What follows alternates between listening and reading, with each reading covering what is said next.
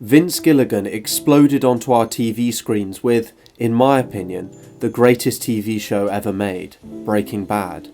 A perfectly crafted, expertly paced and meticulously worked series, it thrilled, intrigued and wrenched at the hearts of its viewers until its perfect end. When Vince Gilligan announced he was making a spin-off series called Better Call Saul, centred around the goofy and morally corrupt character of lawyer Saul Goodman, I was sceptical and thought it would be a show built on Breaking Bad's foundations that would never live up to its predecessor.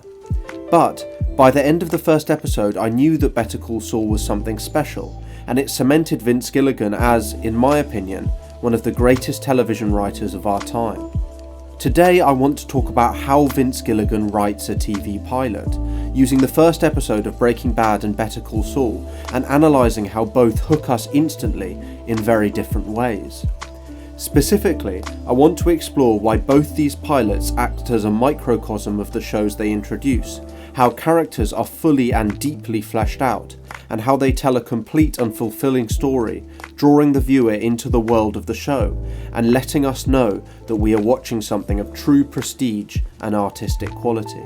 Welcome to the Film Essay.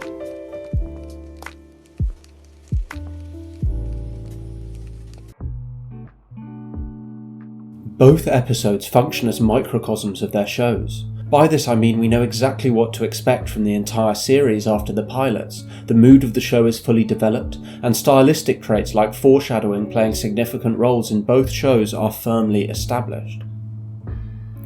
Episode 1 of Breaking Bad is a microcosm of the story of all 5 seasons.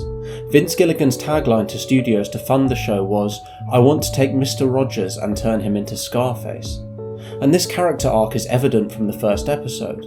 We see Walt in his mediocre life, as a loving husband and good father, but as a boring underachiever who doesn't stand up for himself.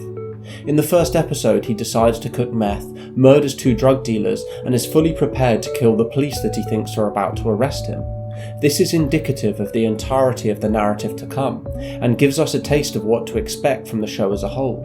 This is extremely effective, helps the audience build an expectation, and most importantly, keeps us watching for more. The pilot of Better Call Saul is a similar microcosm of the tone and narrative of the entire show. We see Jimmy as a struggling lawyer, trying to do things the right way, but having trouble getting any clients or even starting his car. We see how HHM and the world at large makes this even harder for him, with Howard refusing to buy out his brother's share and fraudsters jumping in front of his car to try to scam him. But then we also see how Jimmy is morally flexible, how he tries to get in on the skateboarders scam and teach them how to do it better, and why this is a direct response to the fact that the world won't let him win. Again, this process of trying to do things the right way, failing and then becoming more morally flexible is the character arc of Jimmy from season to season, and the first episode sets this up perfectly. Both shows use foreshadowing and different temporal strands to frame their narrative in their opening episodes. Breaking Bad starts with a flash forward to the consequences of the end of the first episode, instantly hooking us and raising multiple questions from the get-go. Better Call Saul gives us a flash forward to the life Saul is living after Breaking Bad, satisfying the viewer's questions about what happens to him, and reminding us of the narrative that the sequel show is built on. However, foreshadowing is as prominent in the opening of Better Call Saul as it is in Breaking Bad, just in a different way. When we see Jimmy visit Hamlin McGill for the first time, he seems anxious while waiting for the lift. The camera suddenly gives us an odd but interesting angle, an upward angle of Jimmy waiting, with a dented bin in the foreground.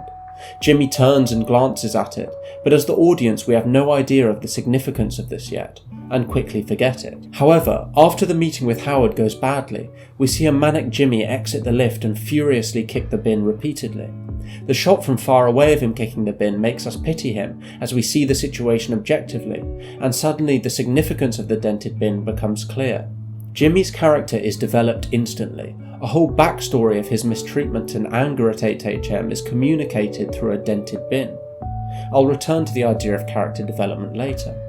Breaking Bad's pilot uses foreshadowing from the start, and even has an entire season of foreshadowing, with multiple episodes opening up on the pink bear in Walt's pool, before the season finale shows the significance of this foreshadowing, how Walt contributes to Jane's death, and how Jane's death causes 2 planes to collide above Walt's house. The opening episodes provide both Walter White and Jimmy McGill with a huge amount of emotional depth, outlining their complex motivations but making sure that they have likeable enough traits for the audience to connect with them. Let's start with Jimmy. His terrible office and lack of clients means that he is sympathetic to the audience. However, despite all the issues in his life, from the start we see his determined and persistent nature. Despite his lack of clients, he tries immensely hard to win over the Kettlemans. He drives a beaten up car and makes do with his terrible office, faking that he has a secretary by putting on a voice over the phone. His tenacity in the face of trying times is evident from the start and makes him likeable to the audience. In the first episode we see Jimmy visit his brother's house, and this introduces us to another of Jimmy's key and likeable traits. He has a big heart, he cares about those around him, especially his mentally ill brother. Charles does not want to be bought out of HHM, believing he will get better, but Jimmy sticks up for Charles's best interests, trying to get Howard to buy him out and trying to convince Charles to make a deal. This shows us how much Jimmy cares for, loves and respects his brother from the outset, establishing Jimmy as an empathetic man and garnering the audience's sympathy. Finally, Jimmy is charismatic, sarcastic and funny. The way he approaches situations, such as when he first meets Hank, is inherently amusing, arguing about needing to go and pick up a ticket. Jimmy is fed up with the way the world treats him, and his wry wit is evident from the start.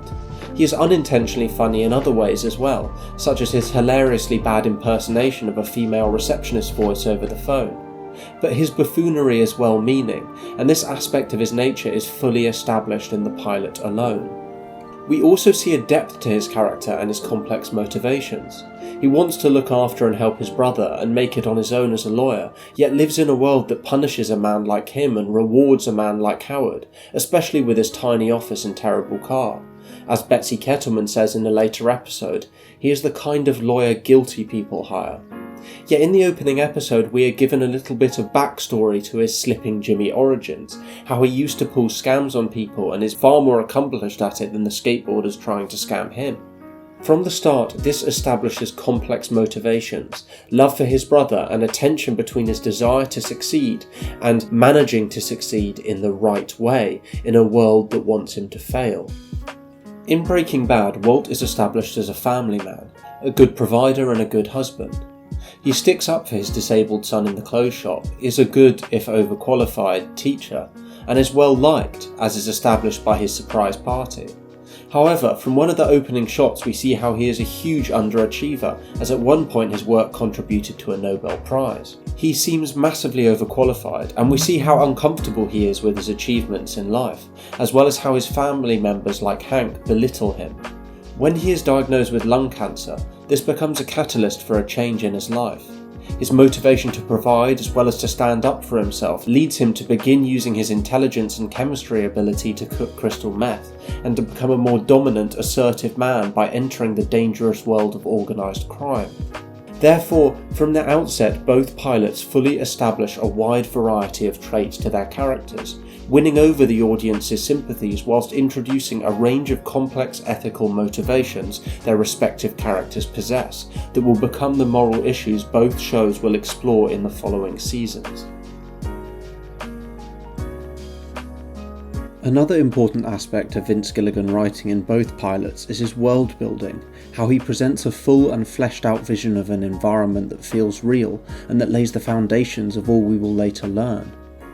As Rachel Sim writes in The New Yorker, Breaking Bad is the first story to truly commit to the full spectrum of New Mexico. The grandiose vistas, the soaring altitudes, the banal office complexes, the seamy warehouses and the marshmallow clouds. We see this from the opening seconds of Breaking Bad. Before we are introduced to any of the characters or the action, Gilligan focuses on the objects of environment. 3 still shots of the New Mexico desert, a cactus, a rock, and a cloudless sky. We are immersed in the environment before we see the trousers flying through the sky, before we see the RV barreling down the road. The environment is real, palpable, and due to this, we feel immersed from the outset. On TV, Albuquerque still looks like the Wild West, a scorched, hazy, lawless place where rugged individualism might just tip over into criminal behaviour at any moment. For all of Breaking Bad's twists and tension, Breaking Bad is inseparably tied to its shooting location. Vince Gilligan described Albuquerque as the heart of the show, a postmodern western embedded in the spirit of the environment, a spirit that the viewer feels from the first seconds. Better Call Saul is placed in an interesting position from the outset. The location of the show is the same as Breaking Bad, but it wants to distance from the exact same imagery of Breaking Bad in the opening episode, owing to the different, lighter character of the show. As such, we are shown a different side to the same environment: law firms, skate parks, parking lots, and the suburban side of life in New Mexico. While the spirit of the postmodern Wild Western lives on in Better Call Saul, it's not fully fleshed out until the final seconds of the first episode, surprising the audience who, throughout, have begun to relax in the once tense location of Breaking Bad. Essentially, the slow pace of Better Call Saul, mixed with the more mundane locations, lull the viewer into a false sense of security until the moment that Tuco emerges with a gun pointed at Jimmy from a seemingly innocuous suburban home. A brief final point is how Vince Gilligan loves to use inanimate and mundane objects to tell a deeper story throughout the show. Gilligan seems fascinated with everyday and banal objects, a pair of trousers or an eyeball from a stuffed character, exhibiting a freedom to his visual storytelling. As Samuel Chambers writes in the article "Walter White is a Bad Teacher," the pair of khaki pants somehow matter to what goes on in the story, but at the opening point there can be no doubt that what matters most to Gilligan is the pants themselves, toppling through the air, billowing in the breeze, and themselves marking a break. Finally, a hugely important aspect of a pilot is its ability to stand on its own as an enjoyable, satisfying, and complete piece of television, demonstrating the storytelling abilities of the show and letting the audience know they are in safe hands. Let's start with Better Call Saul. The episode tells a complete and satisfying story alone, and it's due to this the viewer is drawn in and wants more. Jimmy, a struggling lawyer, attempts to convince the Kettlemans to retain him in an embezzlement case. When Jimmy visits HHM to try to get them to buy out his mentally ill brother, he sees the Kettlemans have hired HHM over him. He decides to set up a phony vehicle pedestrian accident for Betsy, intending to arrive shortly after and assist her, which will allow him to make another pitch to represent the Kettlemans. Jimmy's accomplices, twins Lars and Cal, accidentally target the wrong car, and Tuco holds them all at gunpoint. This is a thrilling and emotionally involving story, and is able to stand on its own as a funny, engaging and exciting hour of television that satisfies the viewer. Similarly, the first episode of Breaking Bad introduces the unassuming high school chemistry teacher Walter White, who discovers he has lung cancer. Desperate to secure his family's financial future and finally free himself from the fear that has always inhabited him, Walt teams up with a former student to turn an RV into a mobile drug lab. After Walt is held at gunpoint, he escapes the situation using a chemistry explosion, and after realising he is not going to be arrested by the police, he returns home a new, more confident man. Again, this story is satisfying alone. It tells the tale of a man transformed, garners the audience sympathies, and leaves us satisfied with Walt's character arc, resulting in a more confident and fearless man by the end of the episode. Overall, the pilots of Better Call Saul and Breaking Bad are perfect case studies for how to hook an audience. They perfectly demonstrate the necessity for fleshed out characters, engaging storylines, detailed environments, and complete storytelling. In my mind, Vince Gilligan is the greatest writer of our time, and I hope after this video you will think he is too. Thank you very much for watching. If you've stuck around to the end, I wanted to ask if you liked this longer video. I normally only make 6-minute long videos, but wanted to try my hand at a more comprehensive analysis.